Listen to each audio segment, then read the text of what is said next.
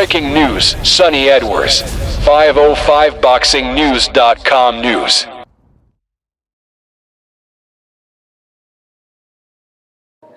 Elliot Boxing News. We're in Arizona. Got to say, one of the last men in the venue, Sonny Edwards. Thank you for staying back. Sonny, little press conference reaction. First time he's really had something to say to you in this promotion, and all hell broke loose. What happened in your own words? Nah, like I've been, I'm a peacekeeper. I'm not a bully. I don't start problems for no reason. And unlike what Eddie was saying over and over again, talking about trying to get people's head, I don't do it for that. But don't be disrespectful. Like, you're shaking my hand and you're being all cool in private, and when we're doing it, and then he's tried saying in private conversations and on the stage, which I'm grateful that he did, Sonny don't know who he is. He acts all of this on Twitter, but in person he's quiet. No. The only reason why I've not been terrorizing you, is because I was concerned that he was ever going to make it to this ring. I was concerned that he would ever arrive here. Genuinely, like, we've got too many excuses. My jaw broke my last fight. We might need confidence. We need it in America. We need it the last weekend of the year because of this.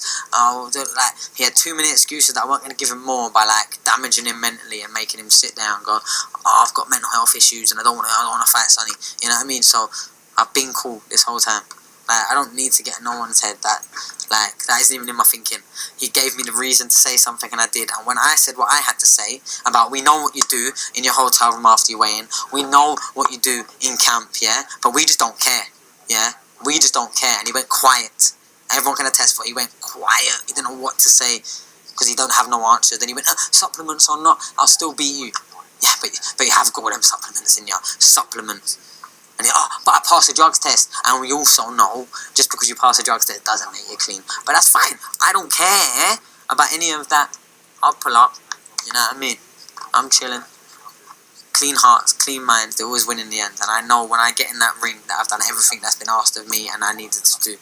When it's a hard fight, I'm expecting one. But if it's a hard fight and he's been putting his body through all of these extra curriculum things, that's when his doubts are really going to creep in, when he's losing the fight still with all of those advantages. But like I said, the reason I haven't terrorized him before this is because I was genuinely convinced that he weren't going to turn up.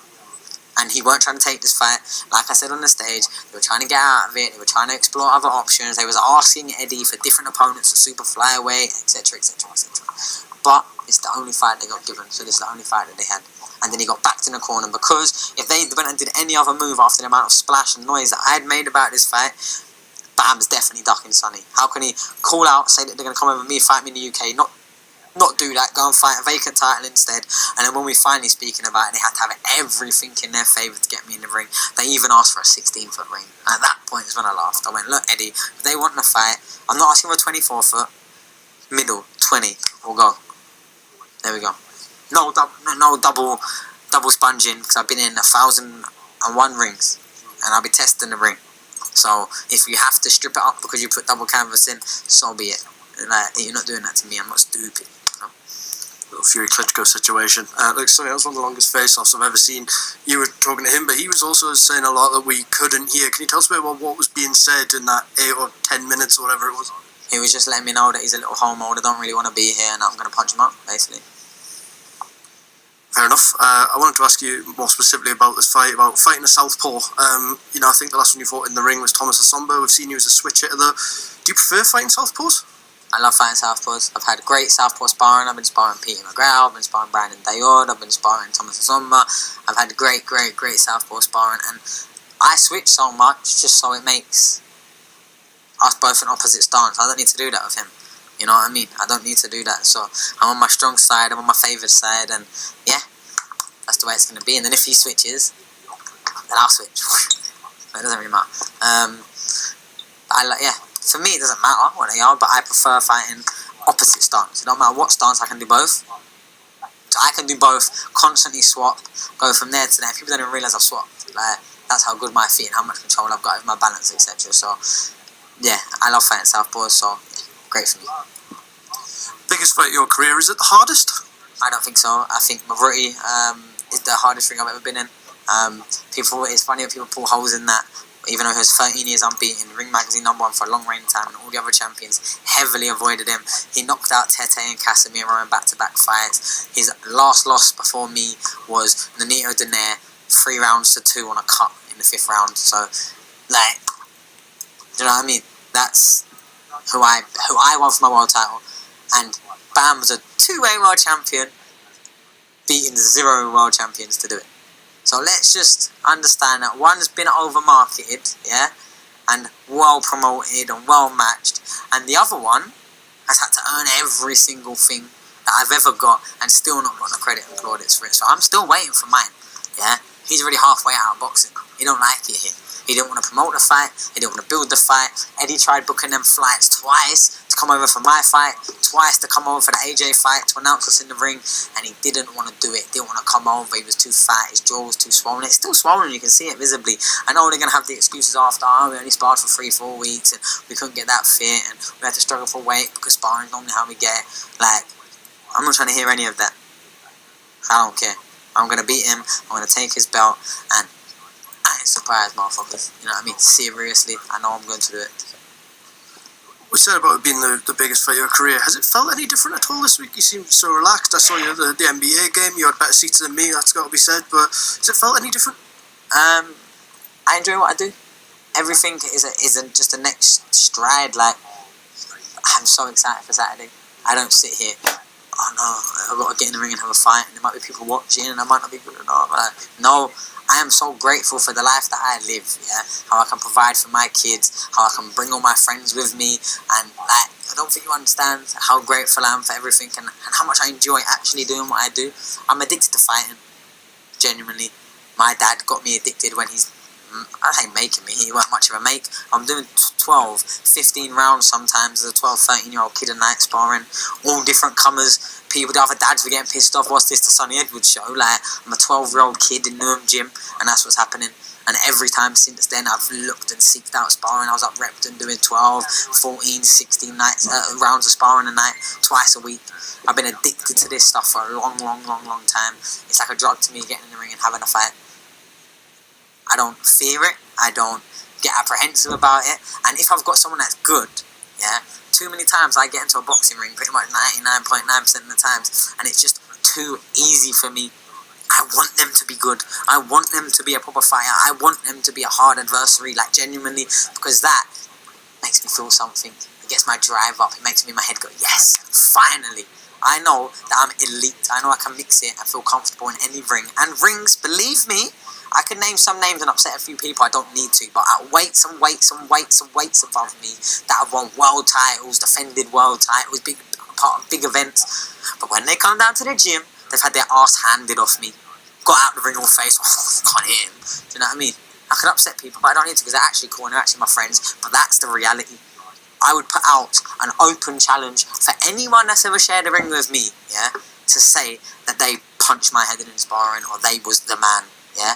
Very competitive sparring. I've had good sparring as well, yeah, but no one makes me feel second best in the boxing ring. No one ever has, and no one ever will. Couple more before I let you go. I sat down with your brother Charlie yesterday.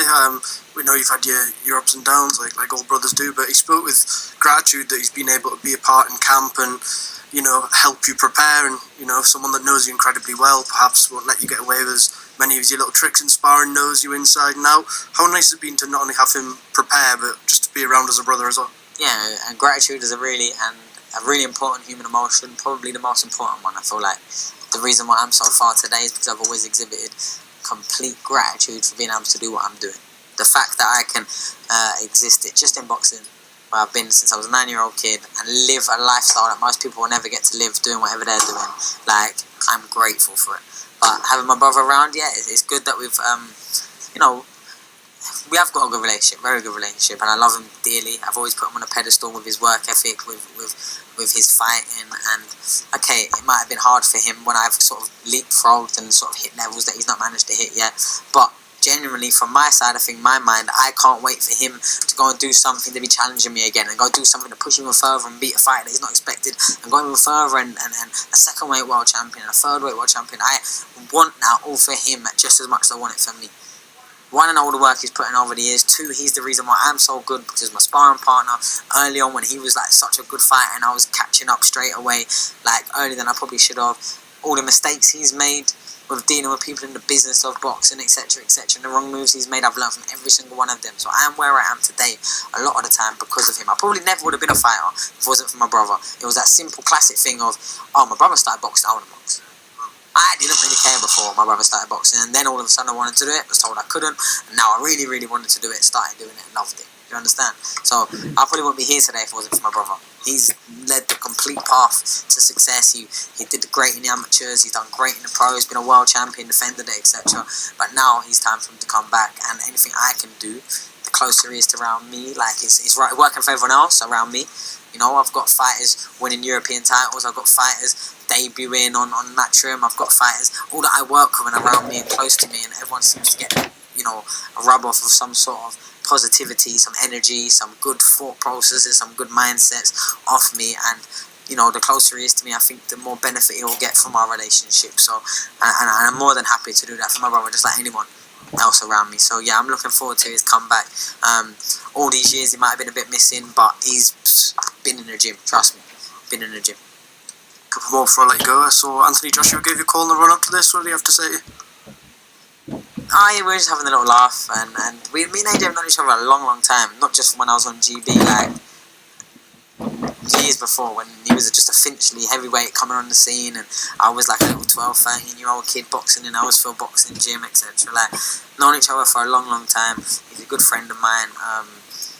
Yeah, more just chopping up, having a little laugh. He was wishing me the best of luck, not that I needed it, giving me a little gas up and that. And obviously I was telling him that I'm going to be at his fight the next week, if he needs someone to put a spit bucket up, because I'm going to be you know, unifying on the Saturday, and then the next Saturday I'm going to be the spit bucket man for my one of my best friends in the world, Lyndon Arthur, in his life to change his life, in his fight, sorry, to change his life. So yeah, like that's me as a person. I put everything on pause for the people around me. So big shout out to him for reaching out. We've been friends a long time, a long time. The other side of the pond, there's going to be a lot of people staying up for this fight. What do you find a message to be to them? I don't know, man. I'm just letting them know that I'm going to win. So if you want to go sleep and just hit record and catch it at 8 o'clock in the morning where you're not like, you know what I mean? I've done that one too many times. I stayed up for the late night and it ruins the next day. You know what I mean? It really knocks you off. So don't feel like you have to, but if you do stay up and you can't wait in the morning, you've got to be the first person to find out how this fight goes down, then you know, make sure you tune in. I appreciate all the support from both sides of the pond, I'll be real. I've had more American support and people coming down and people flying out for this fight like than I ever expected. But I guess that's probably what happens when you spend years interacting, talking to people like on a human level. You know, people like who they interact with, and then you've got, you know, the other side who comes in a room with like 50 people in and segregates himself, gets his own chair pulled away.